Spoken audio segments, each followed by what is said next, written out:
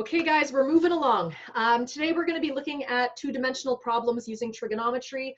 Really what we're looking at today is both the sine law and the cosine law. Ideally, it should be a review from grade 10. So I'm only going to look at one separate section or one separate scenario for your sine law today. If you want review for sine law or cosine law, I'm expecting that you know it. So if you need to review, I've posted my videos from my other course that focus on those two formulas. So if you need to refresh, please, it's your responsibility to go back and look. Now, I have to give you a disclaimer before we get into today's stuff. I am so sorry. I'm going to use a word today that's not an appropriate word. It is it's the bad word for donkey, okay? So it's gonna come out, don't be surprised. There's my warning and my disclaimer, but I need it to prove a point so you remember. So quick reviews, we have something called the cosine law. It is used for non-right angle triangles, and you can use it in a scenario where you are either given all three sides or two sides and the contained angle in between.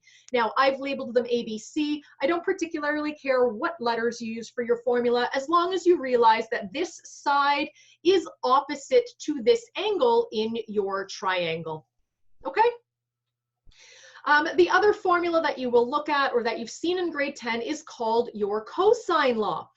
Sorry, it's called your sine law. Your sine law can be written this way or a complete reciprocal or flip. It doesn't matter which way you write it. You only ever use 2 out of the 3 sets of fractions. And you can use this, and I say it when there are 2 sets of opposite ratios that you have. So this would be run ratio. This would be the other. I need an angle and its opposite side, and an angle and its opposite side. And out of the 4 unknowns, or out of the 4 variables, I need 3 out of the 4. So I can use the sine law if I have 2 angles and an adjacent side, 2 angles and a side, or if I have 2 angles and the contained side. The one scenario that we try to avoid a little bit in grade 10 is when you have 2 sides and the angle beside it. And this is where my word comes in. If you spell this backwards, it says ass, because it's a pain in the ass when you get it, okay? There, I said the bad words. When you have 2 sides and the angle beside it, you end up with something called the ambiguous case. And the ambiguous case, it means you're going to have more than one possible answer. There's more than one triangle that can be formed.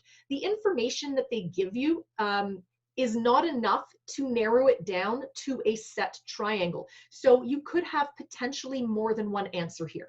So that's what I'm focusing on today. If you want review on sine law and cosine law, look for my other videos.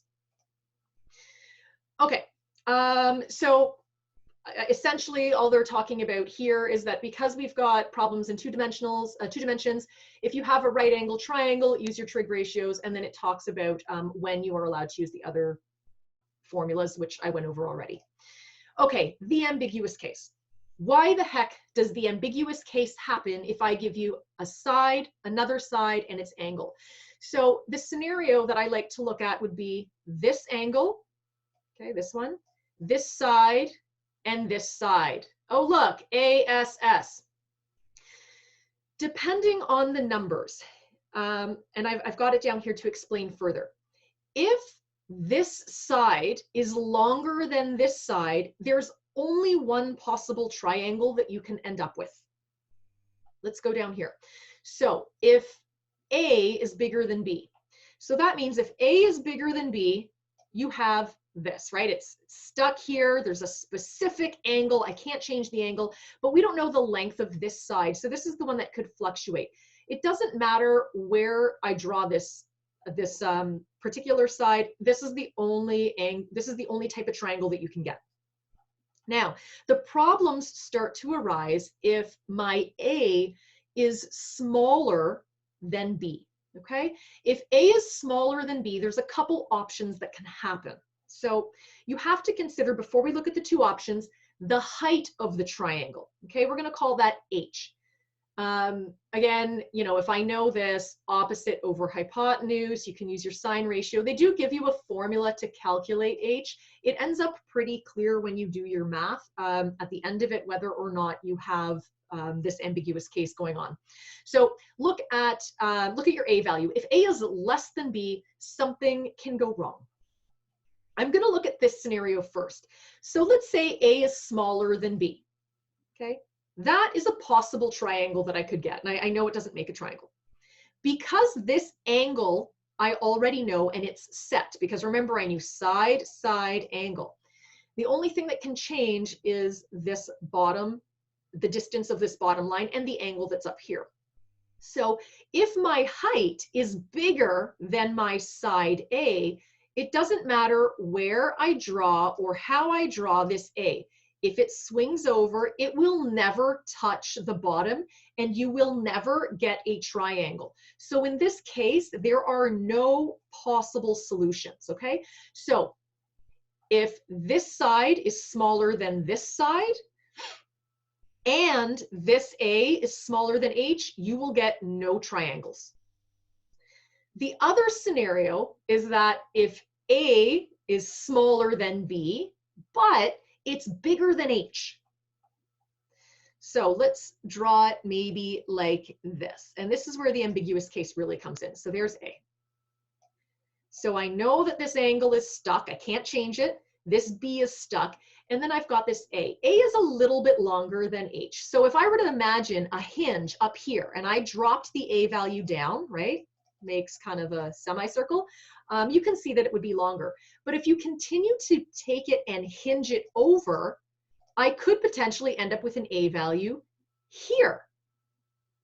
So in these scenarios, there are two possible triangles, and I'm going to outline them in different colors. Let's use green. So this is one triangle. Oops. Where I could get my answers. But then you also have to imagine that there is a second triangle, and it would be this one right here. Okay, so depending on what you're solving for, you may have to play around with some of your answers and your angles, knowing that straight lines are 180 degrees to get all of the possible triangles. Okay, now again, remember that swear word I told you? Oh my goodness, isn't a pain you know where? And it only happens when they give you a side, and an angle, okay? Or an angle, side, side, angle, side, side. It is a ASS, okay? So let's look at a basic example, but where you see the ambiguous case and you have to look at more than one scenario. Okay, let's look at an example where you can actually see the values for your ambiguous case. So I want you to solve for angle P, and I tell you that you have a triangle where side P is 9.8, side Q is 6.6, and angle Q is 40. So start drawing out. The first thing is to draw out what you've got. So I know that I've got some kind of triangle. Again, you know, start wherever. We can play around with it after. So this would be side P. Okay, so P equals 9.8. This would be side Q equals 6.6. And then angle 40, put this guy over here, there's angle 40. Okay, so what you have to start thinking about is what I've given you. I've given you an angle, a side, and a side.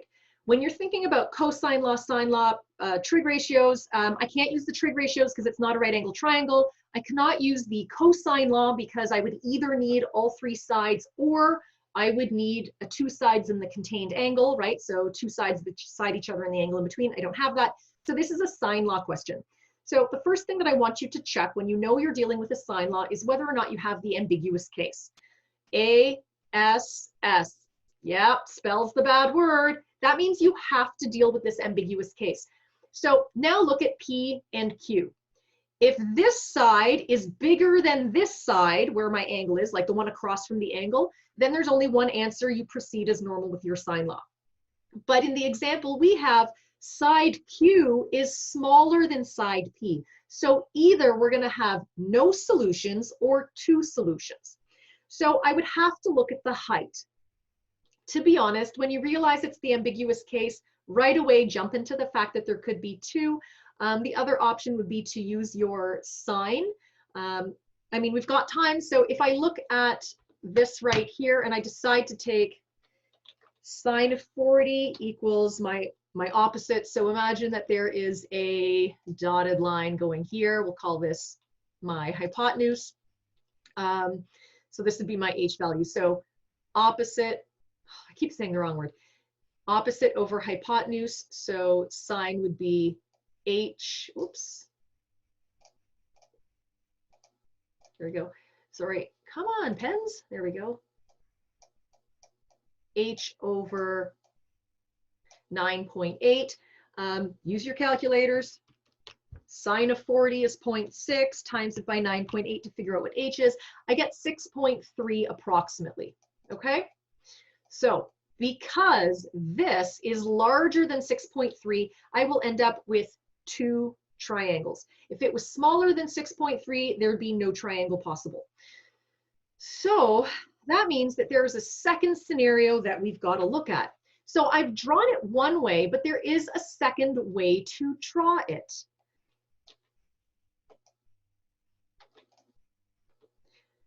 Imagine this last side. Let me get rid of this height here. Imagine this last side.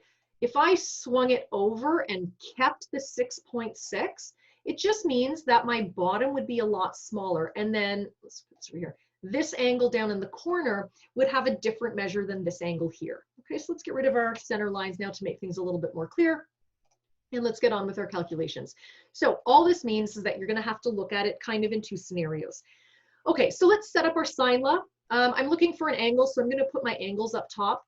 So sine of angle P over 9.8 is going to be equal to sine of 40, because we always put the angles next to our trig, and this will be over 6.6. Okay, solve like normal for P. Okay, I'll leave sine P here for now. So I'm going to have sine 40 times 9.8 divided by 6.6. Let me just write this all in.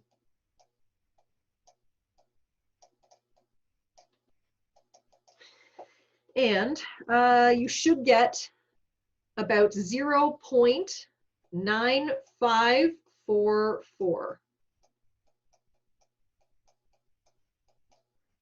Okay. I still need to take the inverse sine of that number. So this is still sine P. When you take the inverse sine, right, because you got to bring sine onto the other side, you should end up with around 72.6. I'm going to round up. I'm going to use my rounding rules. You should get about 73 degrees. Okay. All right. That means that one possible angle is 73 degrees. But the other triangle that's formed, this isn't 73 degrees. So imagine though, it would have created, and this is just a little theory to help you figure it out, it would have created like an isosceles triangle in the middle. So this inner angle would have been 73. That means this inner angle would have been 73.